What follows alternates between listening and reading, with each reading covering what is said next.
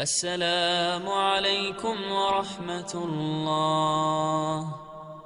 السلام عليكم ورحمة الله. Dan 4 hal yang menjaminkan banyak rizki, bukan memudahkan rizki. Tolong Bapak Ibu hafal, 4 hal bukan menjaminkan rizki, bukan memudahkan rizki, tidak. 4 hal mendatangkan rizki kemari.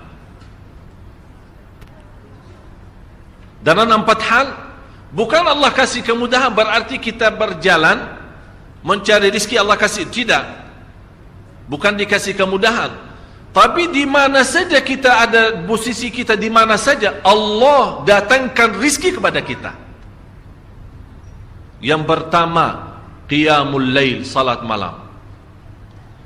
Yang kedua, berbanyak istighfar waktu sahur. Kalau anda tidak salat malam, jangan tinggalkan istighfar waktu sahur. Waktu sahur kapan? Kira-kira 30 minit sebelum azan. Disitulah Allah sendiri memuji, Allah bangga dan senang terhadap orang yang sahur. Sampai ulama berkata, tidak ada ibadah yang terbaik di waktu sahur selain istighfar. Jadi boleh baca Quran, boleh salat malam, boleh zikir, boleh apapun, tapi yang terbaik istighfar. Fokus hanya istighfar. Astaghfirullah wa atubu ilaih, termasuk istighfar Allahumma anta rabbi la ilaha illa ant, yang Bapak Ibu tahu sayyidul istighfar, yang terutama, yang paling luar biasa. Allahumma anta rabbi la ilaha illa anta khalaqtani wa ana abduka wa ana ala ahdika wa wa'dika mastata'at a'udzu bika min syarri ma sana'at abu'u laka bi ni'matika alayya wa abu'u bi dhanbi faghfirli fa innahu la yaghfiru dzunuba. Ya Allah, kalau kita fahami doa ini luar biasa. Oleh karena itu kata Rasulullah, barang siapa yang membaca sayyidul istighfar kemudian di malam hari dengan keyakinan dia meninggal habis baca istighfar, masuk surga. Masuk surga. Berarti ini salah satu doa yang menjaminkan dengan mudah masuk surga.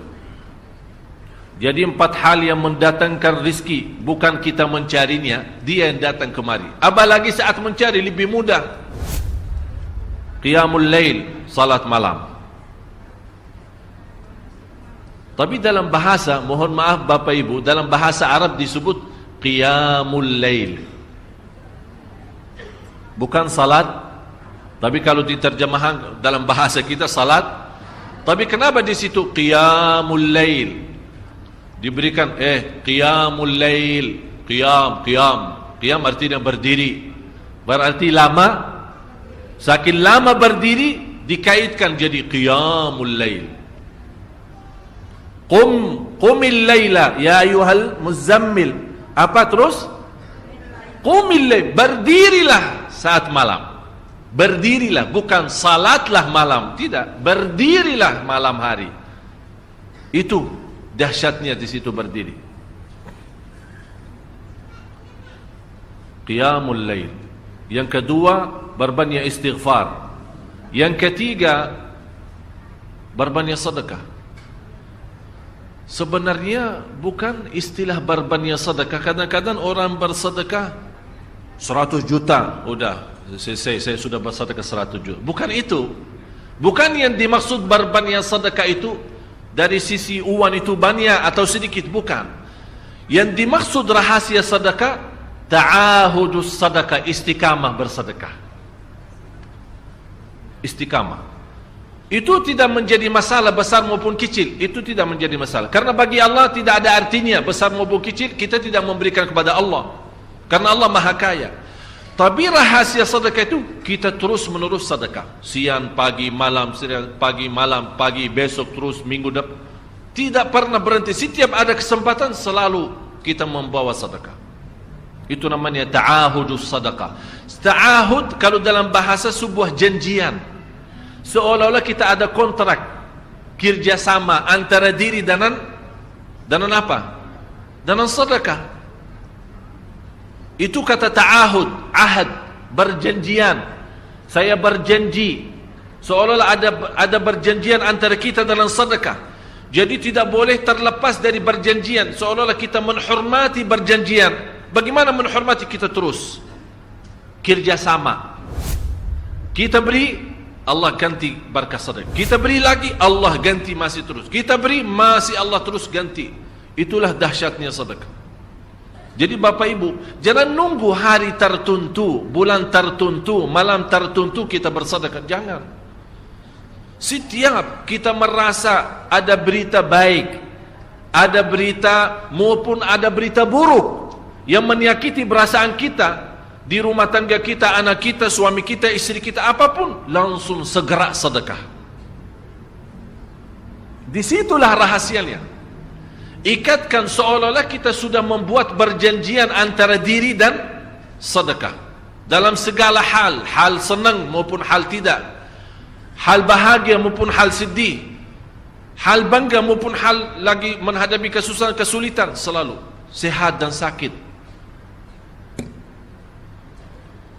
Terus yang keempat, zikir, berzikir pagi hari dan sore hari. Berzikir pagi hari dan sore hari. Ini 4 hal Bapak Ibu. Berdiri malam hari, itu yang namanya tahajud, banjanya atau lamanya berdiri. Berbanyak istighfar waktu sahur. Yang ketiga, berbanyak sedekah. Sudah Bapak Ibu mengerti? Jadi istilah berbanyak sedekah bukan artinya harus banyak dari jumlah hitungannya, tidak. Yang keempat adalah berzikir di pagi hari maupun petang hari.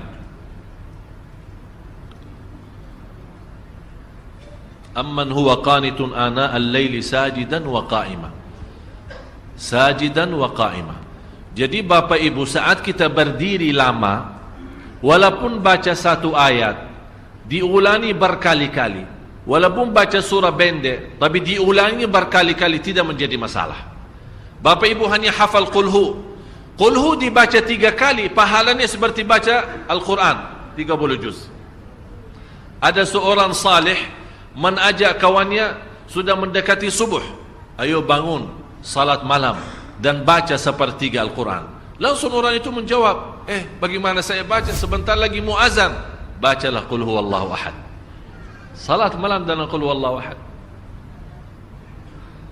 Jadi Bapak Ibu, yang saya harap, jangan susah fikir, ya Allah saya mau baca apaan. Tak usah susah fikir. Baca dan nikmati, yang penting nikmati bacaan. Walaupun qul huwallahu ahad setiap hari. Kalau kita pusing baca, Allah tidak akan pusing mendengar. Malah Allah paling senang mendengar bisikan bacaan dan bisikan doa kita malam hari. Allah paling senang mendengar bisikan doa munajat kita malam hari. Itu luar biasa.